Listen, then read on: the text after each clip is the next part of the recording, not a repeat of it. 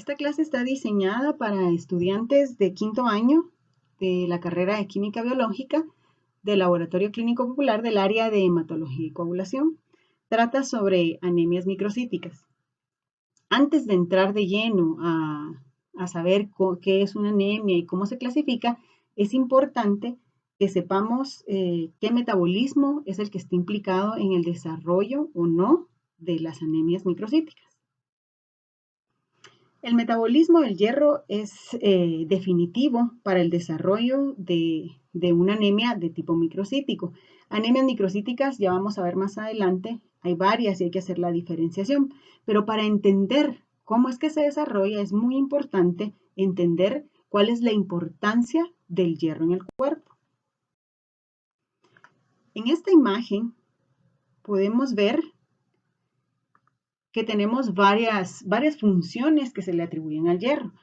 Primero, sabemos que es un elemento capital porque es muy importante para que se lleven a cabo muchos procesos metabólicos intrínsecos que son importantes para la vida. Fundamentalmente, y creo que es lo más importante del hierro, es que forma parte del grupo hemo.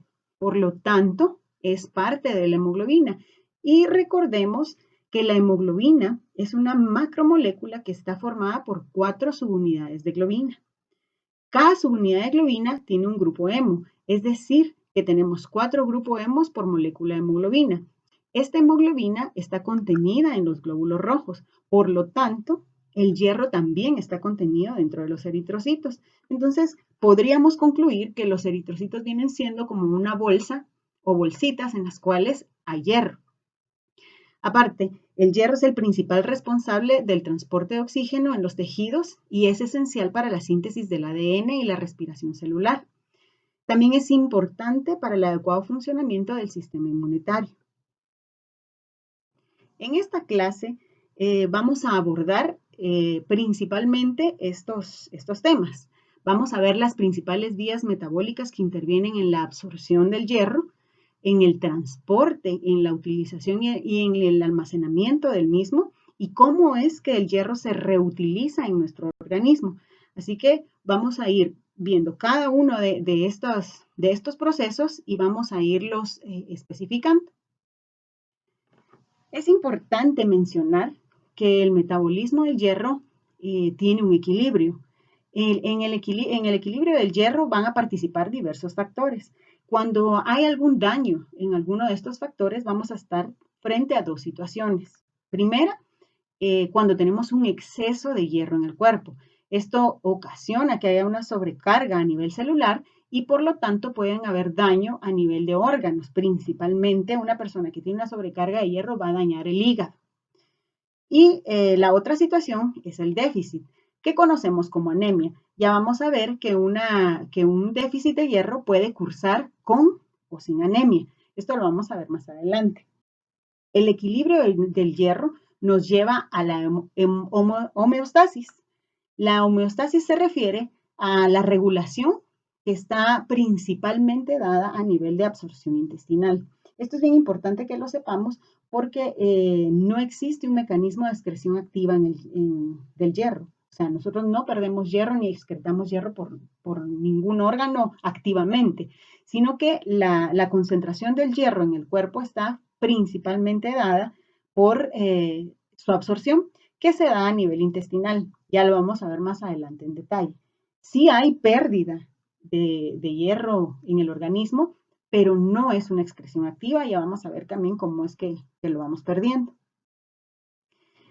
Esta imagen quizás ahorita no la vamos a entender mucho, pero es muy importante porque es la que más o menos cómo es que se regulan la homeostasis del hierro. Y está casi que regulada por dos principales concentraciones. Primero, la concentración de hierro y la otra, la concentración de una hormona muy importante de la que vamos a hablar mucho más adelante, que es la hepcidina. La hepcidina es la que controla todo el metabolismo del hierro, ya lo vamos a ver, pero esta diapositiva o esta imagen lo que nos está explicando es que cuando tenemos una sobrecarga en la concentración de hierro en la sangre, podemos estar frente a ciertas patologías, como lo es la hemocromatosis hereditaria.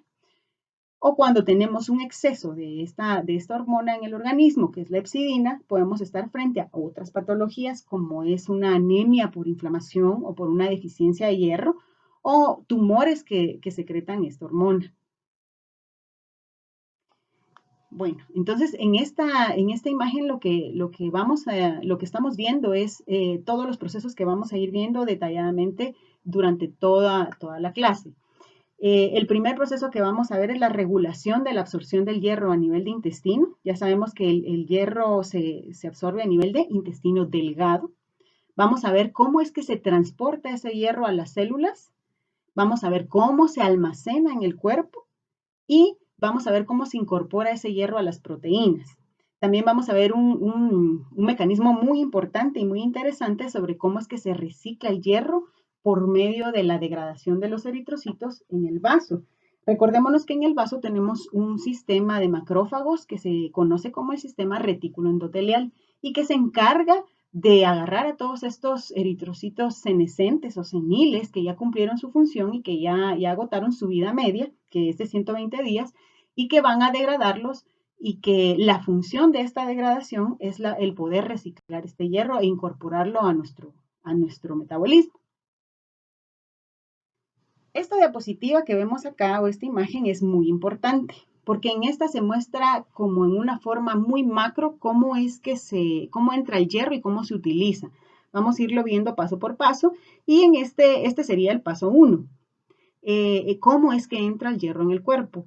El hierro sí o sí tiene que entrar al cuerpo por medio de la alimentación. No hay chance de que tengamos hierro por otro lado, más que el que se almacena, que es precisamente el que entra por la alimentación. Y deberíamos nosotros de tener por lo menos de 10 a 15 miligramos al día que se absorbiera en nuestro cuerpo a nivel de intestino delgado.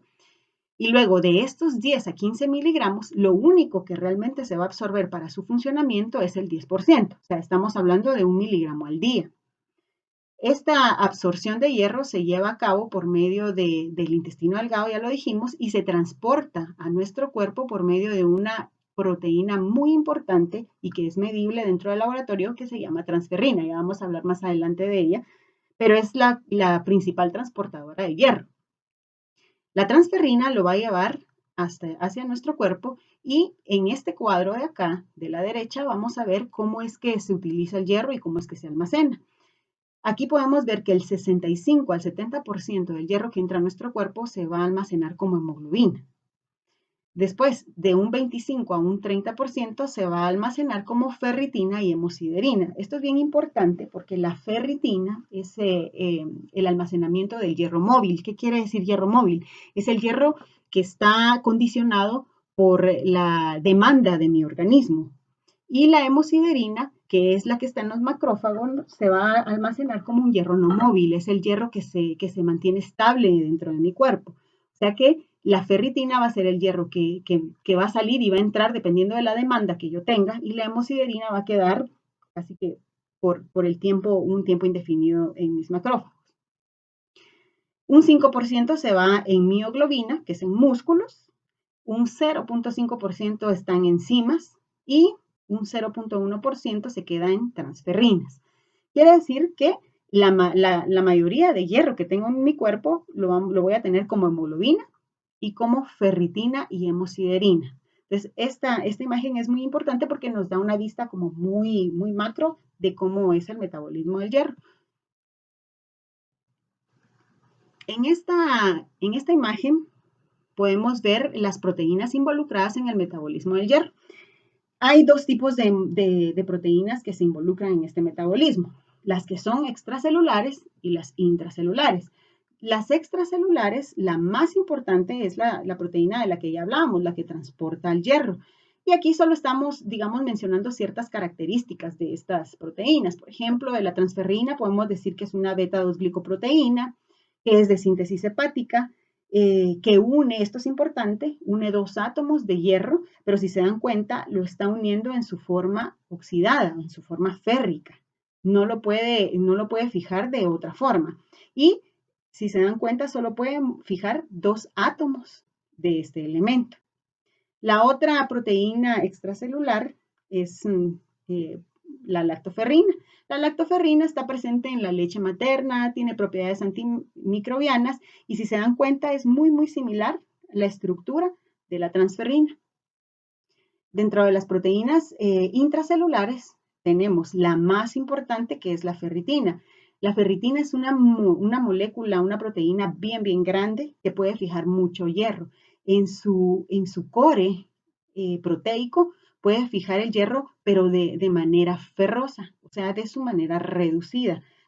Es al contrario de lo que hace la transferrina, que lo fija de manera férrica. Es una molécula muy, muy grande y principalmente se encuentra en los hepatocitos del hígado.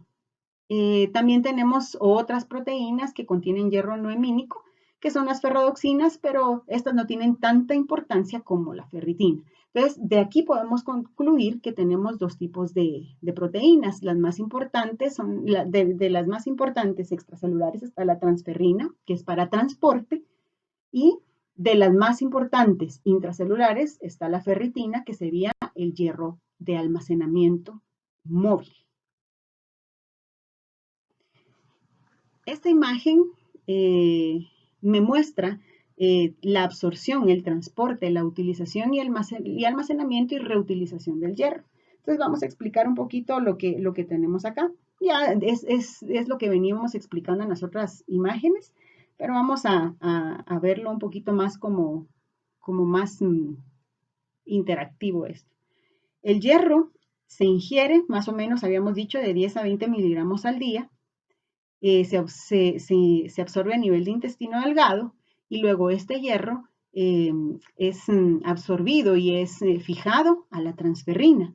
De acá el hierro tiene pues, los siguientes destinos. Primero, puede ser almacenado como ferritina y hemosiderina, ferritina en hepatocitos, hemosiderina en macrófagos, o puede ser perdido, digamos, a nivel de epitelio, que es la forma en que más se pierde, y la otra muy importante, que es la reutilización. Acá la transferrina es el paso último, o sea, empezaríamos por los eritrocitos senescentes que entran al vaso, son degradados, y el hierro que es extraído del grupo hemo, entonces se fija también a la transferrina para entrar a estos procesos. La pérdida que tenemos es de 1 a 2 miligramos al día. Ya dijimos, no es una excreción activa, es solo pérdida. Entonces, importante en esta imagen es el contenido medio de hierro en el organismo es de 3 a 4 gramos, pero por supuesto que esto está dado más que nada dependiendo la edad y las condiciones de la persona. Está distribuido en eritrocitos principalmente, macrófagos del sistema retículo endotelial, ya habíamos dicho, el hígado, la médula ósea, músculos y otros tejidos. Esta diapositiva o esta imagen es muy importante porque aquí vamos a develar un mito, el mito del veganismo. Y es porque tenemos dos tipos de hierro que se pueden absorber en el cuerpo. Es más, los dos tipos pueden ser absorbidos. Lo que pasa es que uno de los tipos es más eficiente y el otro no lo es tanto. Entonces, vamos a conocerlos. El primer tipo es el hierro inorgánico o es el hierro en su forma férrica. Este hierro lo obtenemos principalmente de alimentos como arroz, espinaca, cereales, es decir, lo ponemos aquí en verde porque es de todos los alimentos verdes o veganos que nosotros podemos consumir. Por ejemplo, el hierro de estos alimentos está en su forma férrica. Ya vamos a ver más adelante que esta forma es una forma menos eficiente para absorberse, lleva pasos extras al contrario del otro hierro, y por eso es que a veces pues los doctores siempre recomiendan el consumo de los otros alimentos, que estaríamos hablando entonces de el hierro hemínico o en su forma ferrosa. Este hierro en su forma ferrosa o reducida, nosotros lo encontramos en alimentos como carnes rojas, pollo, pescado, y es la forma de absorción de hierro mucho más eficiente. Vamos a ver más adelante, ya lo dije, que vamos a ver cómo es que se absorbe cada uno de estas formas de hierro en el intestino. Pero por supuesto que el cuerpo va a optar por la forma más eficiente de absorción. Esto no quiere decir, bajo ningún motivo, que en el momento que se cortara esta entrada, él no vaya a absorber hierro. No, tiene un periodo de adaptación para poder absorber el hierro de forma férrica.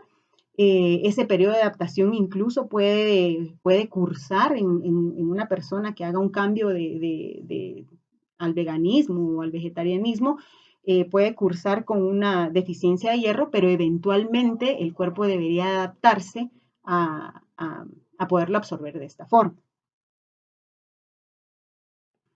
Bueno, y yo creo que esta imagen es de las más importantes en esta clase, por lo tanto hay que ponerle mucha atención porque aquí vamos a explicar paso a paso cómo es que se absorbe el hierro, las dos formas de hierro que acabamos de ver en la imagen anterior en el cuerpo. Antes de entrar de lleno a cómo es que se absorben, quiero explicarles qué son estas células que están acá. Estas células son enterocitos. Estos enterocitos son pues las células del intestino delgado y tienen pues dos lados. Este lado donde lo vemos como con microvellosidades es la parte apical del enterocito, que es la que va justo en donde pasan todos los nutrientes que nosotros comemos o que ingerimos por los alimentos. Está su parte central o basal y en la parte vasolateral del enterocito es la que está justo al torrente sanguíneo, da justo al torrente sanguíneo. Entonces, ya con esto, nosotros ya nos podemos dar una idea por dónde ingresa, en dónde se queda el hierro y por dónde sale. Pues ahora vamos a ver cómo se da este mecanismo de ingreso del hierro. Vamos a empezar por la manera más eficiente que tiene el cuerpo de absorber el hierro, que sería el hierro en su forma hemínica. Quiere decir que está en su forma reducida, o es el hierro que habíamos hablado o tenemos de las carnes rojas, pollo, pescado, etc. Este hierro, en su forma hemínica, va a ser absorbido por el intestino delgado, pero ocurre algo curioso, está dentro de una proteína. Esta proteína que tenemos acá, que engloba este hierro ferroso, no sabemos mucho de esa proteína. Actualmente no se sabe mucho sobre su origen y sobre sus funciones, no está muy claro eso. Lo único que se sabe es que ayuda a que este hierro ferroso penetre adentro del enterocito por medio de una absorción pasiva. Y la puerta de entrada de esa absorción pasiva hacia el interior del enterocito es la proteína transportadora del hemo. Entonces, esta proteína, junto con el hierro ferroso o hemínico, ingresa al enterocito acá a su parte central y ya adentro, por acción de la hemoxigenasa, que es esta enzima, va a sacar a este hierro ferroso de adentro de esta proteína y lo va a liberar dentro del enterocito. Entonces, si se dan cuenta, esta es la manera más eficiente que tiene el cuerpo para absorber el hierro. ¿Por qué? Porque solo lleva una absorción pasiva. Esto pasa como muy naturalmente, o sea, el hierro se acerca, se ingresa hasta su puerta, no conlleva ningún tipo de desgaste de energía para el enterocito. Y ahorita vamos a ver del lado izquierdo cómo es que ingresa el hierro férrico o no hemínico, su forma oxidada, al cuerpo. Este hierro, ya habíamos hablado, viene de las verduras, de las espinacas, de los cereales. O sea, es una forma no muy eficiente de absorción, pero ahorita vamos a ver que, aunque no es muy eficiente, pero tenemos forma de ingresarlo. En la superficie de las microvellosidades del enterocito hay una proteína o una enzima más bien que se conoce como el citocromo B duodenal. El citocromo B duodenal, su función principal es reducir a este hierro a su forma ferrosa, o sea, de hierro más 3 a hierro más 2. El hierro puede ingresar al enterocito sí o sí únicamente en su forma ferrosa. No puede ingresar en forma férrica. Entonces, aquí antes, este hierro llega en forma férrica y antes de ser ingresado tiene que ser reducido por la citocromo B duodenal. Una vez reducido a su forma ferrosa, va a ingresar al enterocito por medio del transportador de metales divalente, que es el DMT1. Este transportador de metales divalente lo va a ingresar en su forma ya ferrosa y lo va a dejar adentro del enterocito vamos a ver ahorita qué es lo que va a pasar. Pero bueno, entonces, como que regresando, las dos formas que tenemos de ingresar el hierro hacia el enterocito es su forma hemínica y su forma no hemínica. La forma no hemínica tiene que tener un paso más para reducir este hierro férrico al hierro ferroso y luego ser ingresado. Quiere decir que esta forma es menos eficiente. Una vez ingresado el hierro adentro del enterocito, tiene dos pasos, o sea, tiene dos caminos. El primero es ser ingresado, digamos, a la ferritina para ser almacenado, y el siguiente es salir hacia el exterior, a la circulación sanguínea, para poder ser captado por la transferrina, pero esto lleva sus pasitos. El hierro ferroso va a ir hacia la parte vasolateral del enterocito y va a pasar por una proteína que está en la parte pues, que tiene contacto con la sangre, el enterocito, y se llama ferroportina. La ferroportina viene ferro, hierro y portina de puerta, porque literalmente la ferroportina es la puerta por la cual el hierro sale del enterocito hacia la circulación sanguínea. Recordemos que el hierro viene siempre en su forma ferrosa y la transferrina únicamente puede captarlo en su forma férrica. Entonces, aquí a la par de la ferroportina tenemos otra enzima, proteína, que se conoce como efestina. La efestina, su principal función es, ahora sí, oxidar este hierro ferroso para poder ser captado por la transferrina y luego ser utilizado por el cuerpo en lo que nosotros ya vimos en la imagen anterior. La efestina y la ceruloplasmina son importantes para que este hierro ferroso se oxide a hierro férrico y pueda ser captado por la transferrina. Si este paso no se da, el hierro, aunque pudiera ser absorbido, no puede ser captado por la transferrina y entonces no lo podemos utilizar. Antes de pasar a la otra imagen, quiero señalar que aquí en el enterocito también tenemos la hormona que ya habíamos mencionado, que es muy importante, que es la hepcidina. Más adelante vamos a dedicarle casi una diapositiva, una imagen a la función de la hepcidina, pero ahorita lo que quiero que veamos es, una vez captado el hierro férrico por la transferrina, ¿a dónde va ese hierro y cómo se va a utilizar? Eso es lo que vamos a ver en la otra diapositiva. En esta imagen podemos ver el desarrollo de las células eritroides. En esta imagen viene siendo como una foto de cómo es que de la médula ósea, de cómo es que se desarrollan los eritrocitos dentro de la médula ósea. Recordemos que la médula ósea está dentro de los huesos.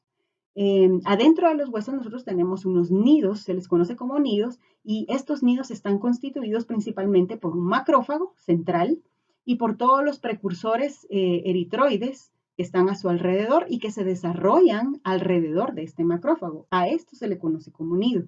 Y es en estos nidos en donde la transferrina va a depositar el hierro que se absorbió en el enterocito. Acá en esto que estoy señalando con el puntero, podemos ver que son las células, unidades formadoras de colonias que tenemos de tipo B y las tipo E. Estas unidades formadoras de colonias realmente morfológicamente al microscopio no son distinguibles. Se empieza a distinguir morfología a microscopio a partir de esta célula, que es el proeritroblasto. Luego del proeritroblasto tenemos en desarrollo el eritroblasto basófilo. Realmente el desarrollo de los eritrocitos o la maduración de los eritrocitos consiste en ir haciéndose más pequeño e ir concentrando el núcleo hasta poderlo expulsar y volverse la bolsa que nosotros conocemos. Después del eritroblasto basófilo tenemos el eritroblasto policromático o policromatófilo. Luego el ortocromático, si se dan cuenta ya el núcleo viene siendo más pequeño, se va haciendo excéntrico. Otro ortocromático hasta en el momento en que este eritrocito expulsa el núcleo y es fagocitado por el macrófago que tenemos acá, y este eritrocito inmaduro todavía, que se conoce como reticulocito, sale a circulación y madura más o menos dentro de 24 a 48 horas a un eritrocito normal. Esto es importante saberlo porque la médula ósea realmente tiene estos macrófagos que están especializados para la maduración de las células eritroides. ¿Por qué? Porque son los especializados en quitarle básicamente el núcleo, que se desarrolle toda la maduración eritroide y que cuando salga a circulación sanguínea le quiten su núcleo a los eritrocitos. Es importante porque el hallazgo de eritrocitos ortocromáticos, es decir, eritrocitos con núcleos en la sangre periférica, puede ser indicativo a veces de agotamiento medular. ¿Cómo así? Cuando la médula, por alguna razón, ya sea neoplasias o una anemia crónica, por ejemplo, se agota de tanta eritropoiesis, entonces tenemos órganos que en algún momento de nuestra vida postnatal fueron formadores o tuvieron función eritropoyética. Estos son el vaso y el hígado. En el momento en que hay un agotamiento de médula, el cuerpo hace que estos órganos reasuman su función eritropoyética y ellos empiezan a producir eritrocitos. El problema es que ellos no están especializados para eso, entonces no tenemos estos macrófagos que van a ayudar a la maduración de los eritrocitos y entonces vamos a ver muchos ortocromáticos porque no hay quien fagocite estos núcleos. Entonces, por eso les decía, el hallazgo de tener eritrocitos ortocromáticos en mi sangre periférica a veces es señal de agotamiento medular. Bueno, entonces en esta imagen lo más importante que podemos ver es que la eritropoiesis está muy ligada a la eritropoyetina. La eritropoyetina es una hormona que es secretada en el riñón y que en la siguiente imagen vamos a ver cómo es que se secreta y cómo está regulada la eritropoyetina realmente. Bueno, entonces, en esta imagen podemos ver que la producción de eritropoyetina está regulada por el nivel de oxígeno en la sangre. En este cuadro rojo más intenso, podemos ver que el nivel de oxígeno en la sangre está dado o está regulado por el número de glóbulos rojos que tengamos. Por ejemplo, cuando yo tengo una disminución de glóbulos rojos, hay una disminución en el oxígeno en la sangre. También la concentración de hemoglobina y su afinidad por el oxígeno atmosférico, por ejemplo, a más altura tenemos menor oxígeno y entonces, por tanto, tenemos una mayor estímulo para que haya eritropoiesis. La función cardiopulmonar, la circulación renal están muy ligadas al nivel de oxígeno en la sangre. Esto pasa a un sensor de oxígeno. El sensor de oxígeno lo tenemos, pues, ¿en dónde? En el riñón, específicamente en las células peritubulares intersticiales del riñón. En estas células tenemos unos factores de transcripción sensibles a la hipoxia, conocidos como HIF1 y HIF2 por sus siglas en inglés, que son como factores intrínsecos o sensibles a la hipoxia. Estos responden al nivel de oxígeno que tengamos en sangre y en el momento en que tengamos una baja de oxígeno, pues entonces responden produciendo eritropoyetina.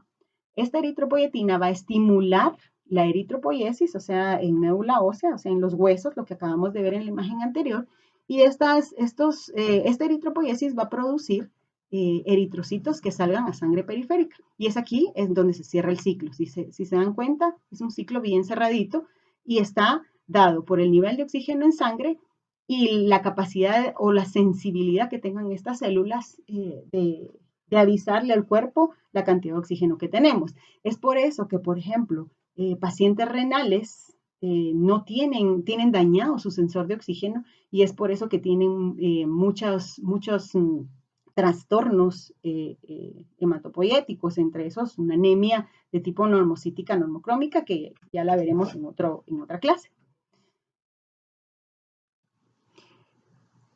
En esta imagen, entonces, vamos a observar algo muy importante. Vamos a observar la degradación de los eritrocitos y el reciclado del hierro de los macrófagos por el sistema retículo endotelial.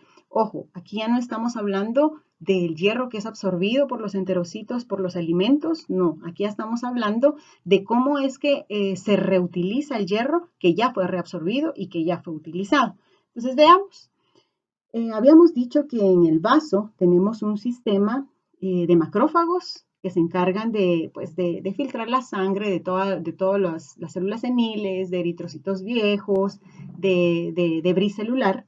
Y en estos macrófagos también se da la muerte de los eritrocitos.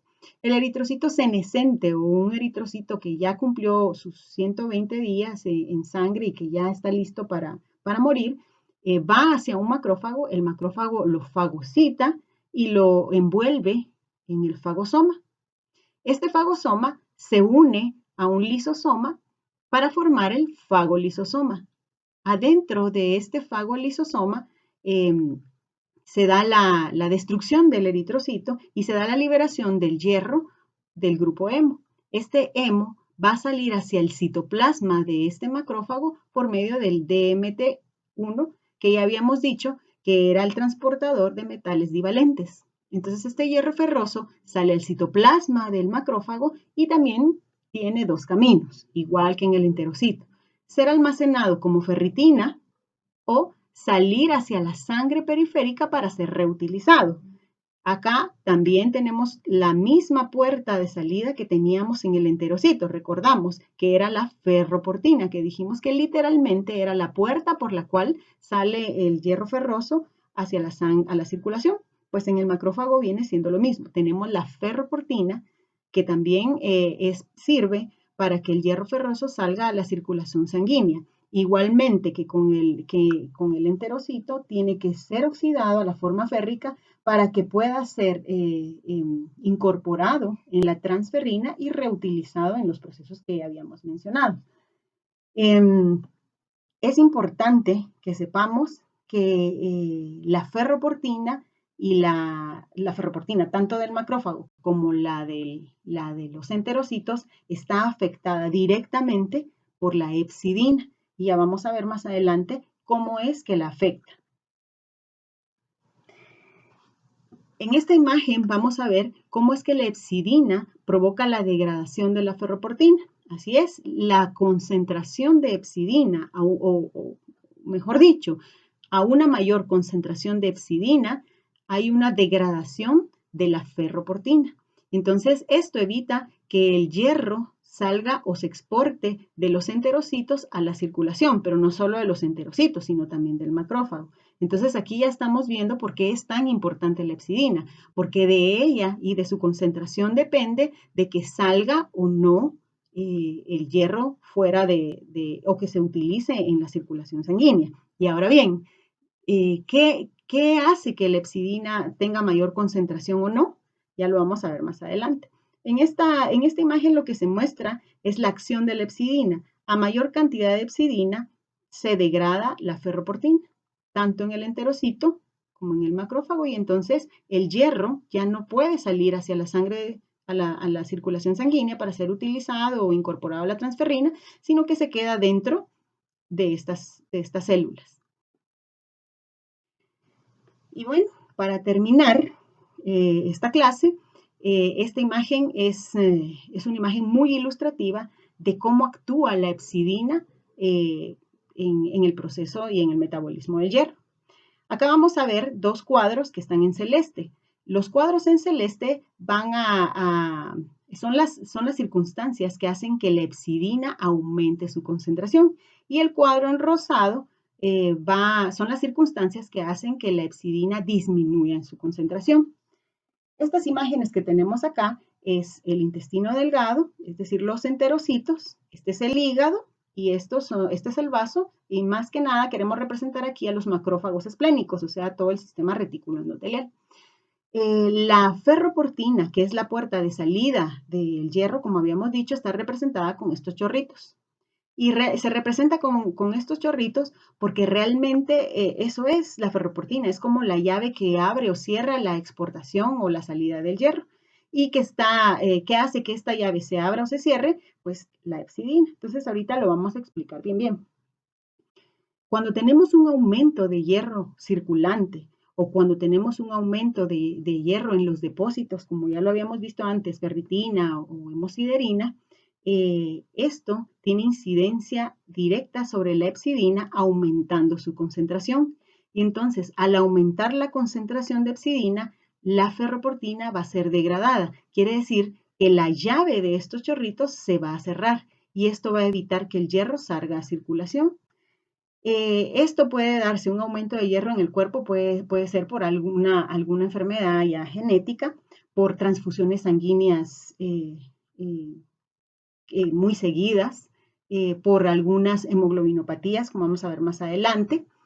Esto hace que la concentración de hepcidina aumente y entonces se cierre la concentración de hierro porque lógicamente no queremos tener más hierro porque tenemos el suficiente o incluso tenemos mucho hierro en circulación.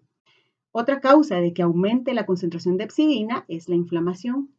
Cuando tenemos una inflamación crónica por mucho tiempo, aumentan ciertas interleucinas y factores que hacen que la hepcidina aumente su concentración y entonces, en este caso, cuando tenemos inflamación, no solo se cierra el chorrito para evitar la exportación del hierro hacia la circulación sanguínea, sino que también ocasiona que baje la absorción del hierro. Es por eso que cuando nosotros tenemos una inflamación crónica por X o Y motivo, podemos llegar a desarrollar una anemia microcítica. De este procedimiento hay es una clase especial solo para la anemia microcítica por inflamación crónica. Pero este básicamente viene siendo el mecanismo por el cual se desarrolla.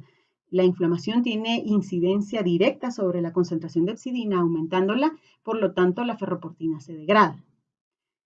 Y por último, tenemos lo que nos disminuye la concentración de hepcidina, que sería el aumento de los requerimientos eritropoyéticos de hierro.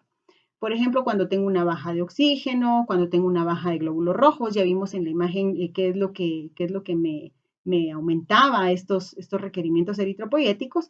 Esto tiene incidencia sobre la hepcidina y baja su concentración para poder abrir esta llave.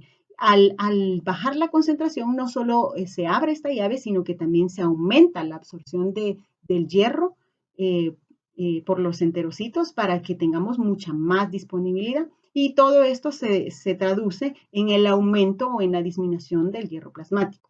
Esta imagen engloba casi que todo lo que hemos venido hablando en las imágenes anteriores. Y si se dan cuenta, por eso mencionaba al principio que la hepcidina es la hormona que regula todo el metabolismo del hierro.